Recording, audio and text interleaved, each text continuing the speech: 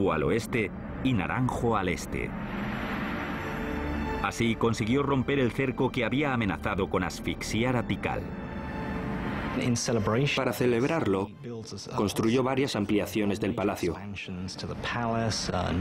nuevas pirámides.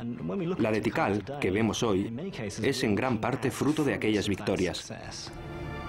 Es posible que incluso pusiera en marcha la construcción de la estructura más alta de Tikal, el Templo Cuarto. Esta inmensa pirámide, construida con 190.000 metros cúbicos de piedra, tenía más de 64 metros de altura o 22 pisos, casi tanto como las torres del puente de Brooklyn. Sobresalía por encima de la bóveda de la selva y permitía tener una visión de 180 grados de la ciudad. A lo lejos, otras ciudades mayas construían ambiciosas estructuras. Pero en aquel momento, con el rey Jiquín Cancahue en el poder, Tikal era el centro indiscutible de la civilización maya. Aunque la ciudad no era la única. Lejos de allí, a unos 400 kilómetros al oeste, otra dinastía se dedicaba a levantar una gran acrópolis. Allí, en el siglo VII, surgió un ambicioso rey que convirtió una de las ciudades más húmedas del mundo en la meca de la arquitectura del Nuevo Mundo.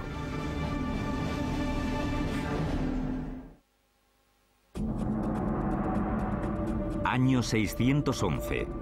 En los límites del mundo maya, al sudeste de México, una ciudad llamada Palenque está contra las cuerdas. Intentan defenderse a la desesperada de las fuerzas de Calakmul, la misma ciudad que había derrotado a Tikal en el año 562. Las fuerzas de Palenque son derrotadas y el rey muere sin heredero. Los reyes mayas se consideraban divinos, por lo que su linaje era clave para la supervivencia. El fin de una dinastía solía traer la desgracia. Sin embargo, en ese momento crítico, estaba a punto de empezar una de las campañas de construcción más importantes de la historia maya, en Palenque. Y el rey que la impulsó fue un desconocido hasta mediados del siglo XX. En 1949 se respondieron algunas de las preguntas sobre la misteriosa dinastía de Palenque, cuando el arqueólogo Alberto Ruiz Lhuillier realizó excavaciones en este templo de 22 metros de altura, el que ahora conocemos como Templo de las Inscripciones. Yo no estoy en mala forma, pero ellos subían con tocados y túnicas, cuchillos y espadas de obsidiana. Yo creía que estaba en buena forma, al menos para mi edad. Pero no sé cómo conseguían subir ellos, ni cómo lo consiguió Alberto Ruiz.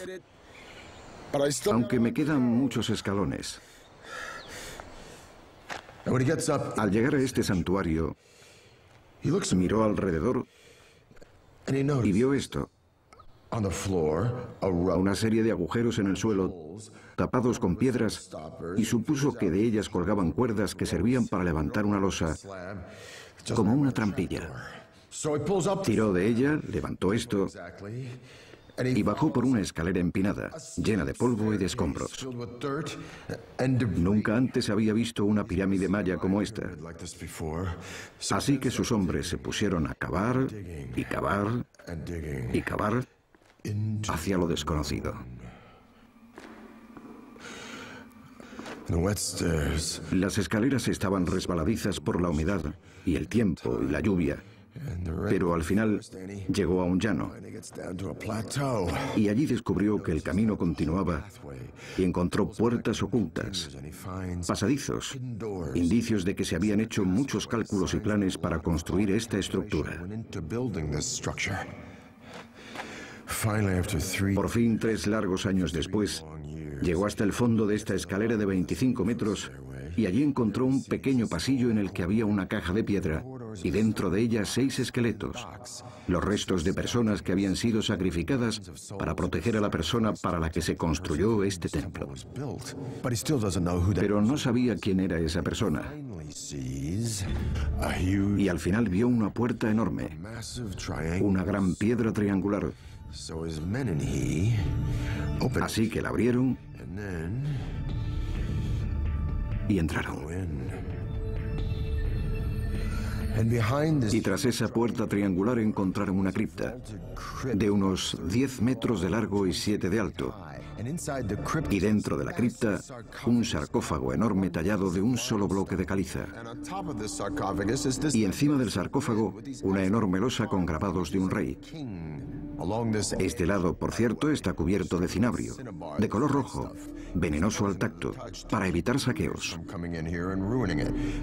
Si los antiguos egipcios lo hubieran usado, quizá hoy se conservarían más antigüedades. Como decía, en este lateral está dibujado un escudo y en el santuario hay otro. La palabra maya para escudo es Pakal, de modo que Alberto Ruz había descubierto la tumba del rey maya más importante, Pakal el Grande. La ascensión de Pakal al trono en el 615 se produjo durante la época más crítica para Palenque. Al no haber heredero, los ancianos de Palenque recurrieron a una extraña, a una mujer de la realeza que vivía fuera del reino llamada Sak Kuk. La mujer regresó a Palenque con su hijo adolescente, Pakal. El futuro de Palenque pendía de un hilo cuando el joven fue coronado rey por su madre. Tenía solo 12 años. Ella cuidó del trono durante más de 10 años, hasta que él creció. Mientras crecía, el joven rey Pakal tuvo que divinizarse para legitimar su reinado. Proclamó que su madre era la personificación de la primera madre, que había creado a los hombres y a los dioses.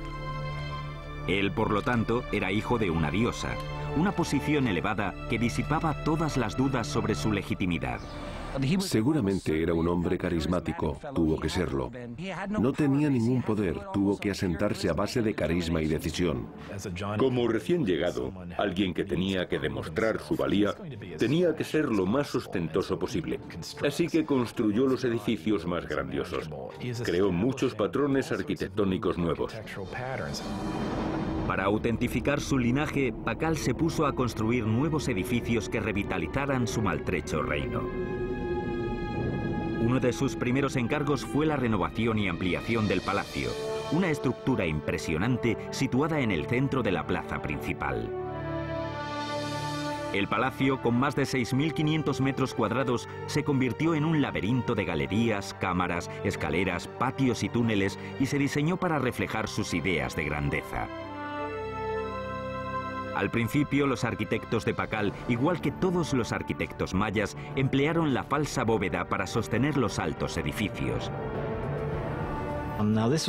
Era una estructura bastante sencilla con una serie de hileras de piedras de altura cada vez menor, puestas una encima de otras, formando una especie de V invertida, con una fila de piedras encima.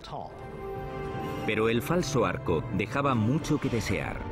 Esta estructura básica limitaba el espacio interior y la luz y obligaba a los arquitectos a construir muros más anchos que el espacio que quedaba entre ellos.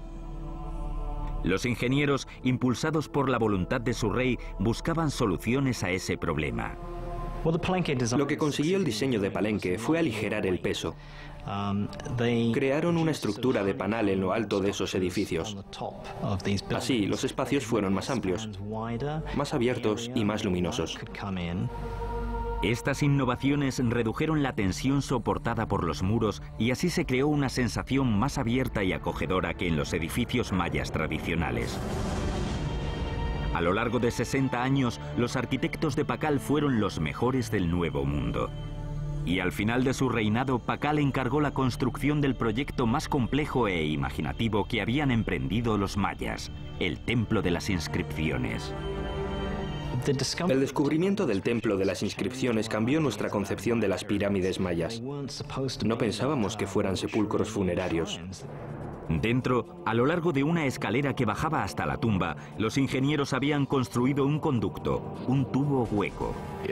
Es un conducto que permitía que alguien situado encima de la pirámide hablase a través de él, para, teóricamente, comunicarse con Pakal en su tumba.